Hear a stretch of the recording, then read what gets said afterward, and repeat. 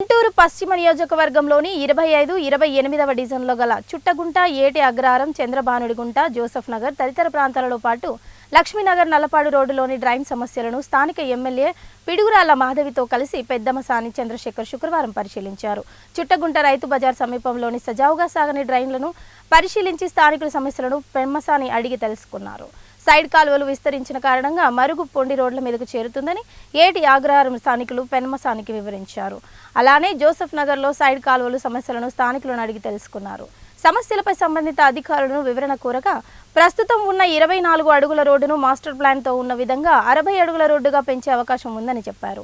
అయితే కౌన్సిల్ నుంచి ఆమోదం పొందాల్సి ఉంటుందని కార్పొరేషన్ అధికారులు పెమ్మసానికి వివరించారు. అలాగే చంద్రబాబు కుంట సమీపంలో ఇటీవల పొంగి నీట మునిగిన ప్రాంతాలను ఆయన పరిశీలించారు. భారీ వర్షం కురిసిన ప్రతిసారి సమీపంలోని 4 కాలనీలు ముంపునకు గురవుతున్నాయని పెమ్మసాని దృష్టికి తీసుకువెళ్లారు. కాగా సమస్యకు పరిష్కారం దిశగా PCSR ఫండ్ లేదా అమృత్ పథకం కింద ఆ ప్రాజెక్టును చేర్చి త్వరగా ప్రక్రియను ప్రారంభించాలని అధికారులకు పెమ్మసాని ఆదేశించారు.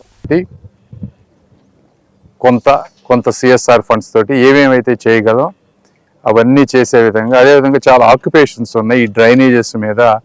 పేదవాళ్ళు ఇల్లు కట్టుకోవటం కానీ, వాళ్ళు తీసేస్తే వాళ్ళకి లివింగ్ పోతుంది, అలా అని ఉంచితే ఓవర్ఫ్లో అయ్యి మిగిలిన వాళ్ళకి ఇబ్బంది అవుతుంది. సో వాళ్ళతోటి మాట్లాడి వాళ్ళకి కొంత కాంపెన్సేషన్ ఇచ్చి వాళ్ళకి ప్రత్యామ్నాయం చూపించి, అదేవిధంగా ఈ డ్రైనేజెస్ ఓపెన్ చేయటం ఎలా, ఇలా అన్ని విషయాల మీద చర్చిస్తూ ఉన్నాం అధికారులతోటి.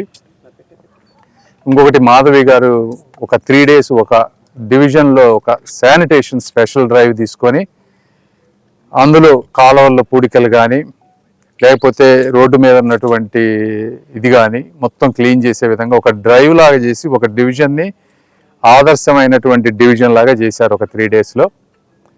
అదే ఫార్ములాని మిగిలిన డివిజన్స్లో ఎలా పెట్టుకోవాలి, ఎలా ఎవ్రీ 3 to 4 daysకి అధికారులు అందరూ సమన్వయంతో ఎలా